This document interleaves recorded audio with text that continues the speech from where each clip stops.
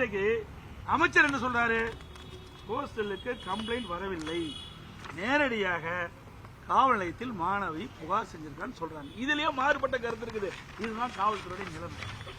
இன்னொன்னு, எஃப்ஐஆர் எப்படி கணிஞ்சது? இன்றைக்கு புகார் கொடுக்கப்பட்ட மாணவியுடைய அந்த நிலையெல்லாம் பத்திரிகையில் வெளியே வந்தது. பேரே வரக்கூடாது, சட்ட நீதியாக பேர் வரக்கூடாது.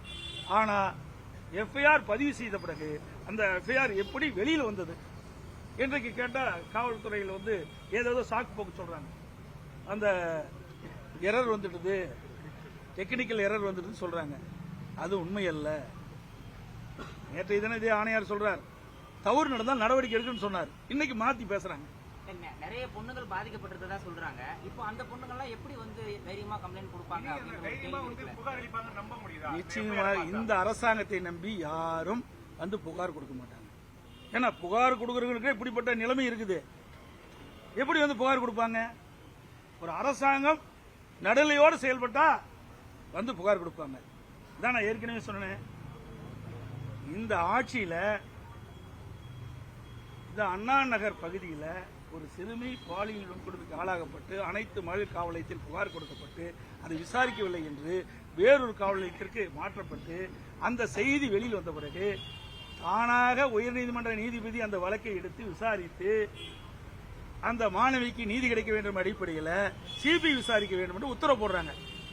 அதை எதிர்த்து ஒரு அரசாங்கம் உச்சநீதிமன்றத்துக்கு போனா இந்த அரசாங்கத்தை நம்பி எப்படி பாதிக்கப்பட்ட பெண்கள் புகார் கொடுப்பாங்க? அரசியல் அதிமுக அரசியலுக்காக பயன்படுத்துது. தெளிவா திருப்பி சொல்றேன். அண்ணா நகர் 10 வயது சிறுமி பாலியல் கொடுமைக்கு ஆளாக்கப்படுறாங்க. இது நாங்கெல்லாம் எடுத்துக்கல, எந்த கட்சிக்காரும் எடுக்கல, நாங்கள்ல எந்த கட்சிக்காரும் இதை எடுத்துக்கல. பாதிக்கப்பட்டவர்கள் அனைத்து மகளிர் காவல் நிலையத்தில் புகார் கொடுக்கிறாங்க. அந்த புகார் அலட்சியப்படுத்திய காரணத்தினால வேறொரு அனைத்து மகளிர் காவலத்துக்கு மாற்றப்படுறாங்க. இந்த செய்தி பத்திரிகையில் வருது, ஏதோ உயர்நீதிமன்ற நீதிபதி கவனத்துக்கு வருது. உடனடியாக உயர்நீதிமன்ற நீதிபதி அவர்கள் தானாக முன் வந்து அந்த மாணவிக்கு நீதி கிடைக்க வேண்டும் அடிப்படையில் இந்த வழக்கை சிபிஐ விசாரிக்க வேண்டும் என்று தீர்ப்பளிக்கிறார். இந்த தீர்ப்பை எதிர்த்து ஏன் ஸ்டாலின் தலைமையில் இருக்கிற அரசாங்கம் உச்சநீதிமன்றத்தில் மேல்முறையீடு செய்வாங்க? அது மூத்த வழக்கை வச்சு மேல்முறையீடு. அப்படி என்றால் குற்றவாளிகளை தப்பிக்க வைக்கத்தான் இந்த அரசு முயற்சிக்கிறது.